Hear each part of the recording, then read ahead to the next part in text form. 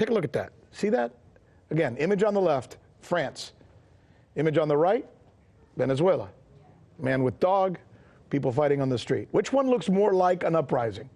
If you said the one on the left, you would be right. But it's the one on the right that's being referred to as a national uprising. Sometimes words matter, right? Now, I want you to look at this. Within the hour, we have just begun monitoring what appears to be a huge demonstration that is taking place now on the streets of Venezuela. Now, this is Caracas, right in front of the presidential palace. I don't know if you can tell, but the President Maduro is speaking to the crowd there, and he's being cheered by what looks like no official figures yet, but at least 500,000 people on the streets, and it goes for at least 10 blocks. That's the situation in Caracas as of about a half hour ago when we took that screenshot. So we're going to begin our coverage tonight with RT Southeast correspondent John Huddy, joining us from our Miami bureau.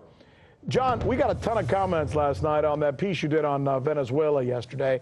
Today, though, the question is really about whether, Vice President Mike Pence, National Security Advisor John Bolton, Secretary of State Mike Pompeo got what they really wanted yesterday in Venezuela. And judging from this picture that we just got in of Maduro speaking to those people who appear to be loyal to him, did they accomplish what they wanted to accomplish yesterday in Venezuela? Well, it's a great question. First of all, by the way, didn't we also say yesterday, and you said it again, words matter, right? Words do matter in journalism, yeah, absolutely. Now, as far as your question goes, look, the Trump administration wants Maduro out of office. We know that.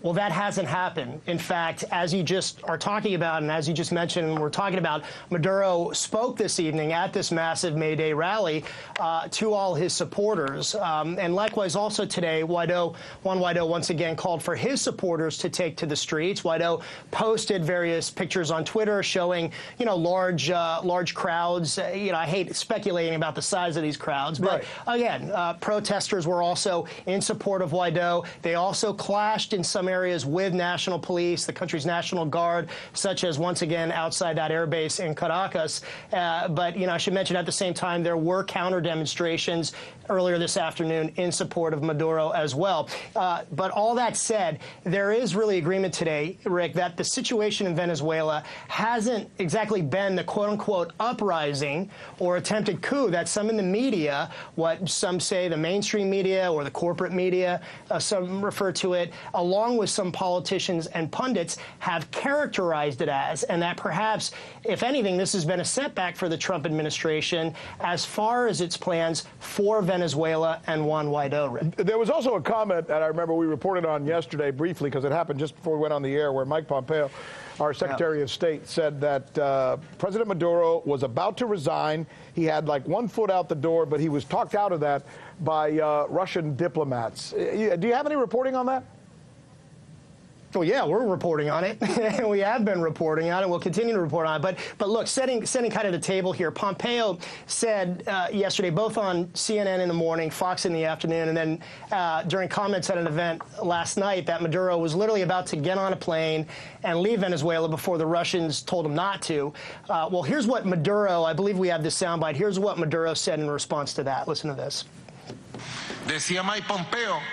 Mike Pompeo this afternoon said, Maduro has a plane ready to flee to Cuba, and the Russians took him off the plane and forbade him from leaving the country. Mr. Pompeo, please, are you serious? You know what's interesting, too, John, as I'm looking at that, if politically speaking, anyway, what happened for the administration and for Juan Guaido yesterday was a setback, then what are they going to do now? What's plan B?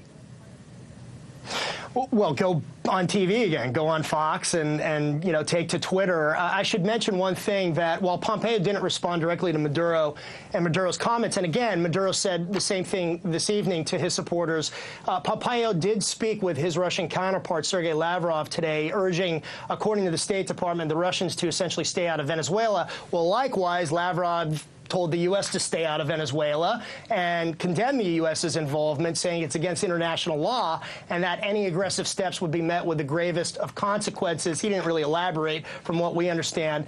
And as far as Pompeo's claim regarding the Russians telling Maduro to leave, Russia's foreign ministry said that this is all part of an ongoing information war. So that leads us to what I'm saying. You know, U.S. administration officials are going on TV. They continue to go on TV today, kind of making the whole point about all options are on the table. You're hearing that from Mike Pence. You're hearing that from John Bolton. You're hearing that from Pompeo. And also, you heard somewhat the same from the acting Defense Secretary Patrick Shanahan this afternoon during a hearing on Capitol Hill. Right? John Huddy, we thank you for that report.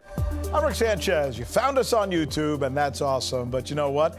I'm also live every night at 7 and 8 p.m. Eastern on DirecTV and Dish and cable and satellite, the RT app, and Pluto TV. I'll see you there.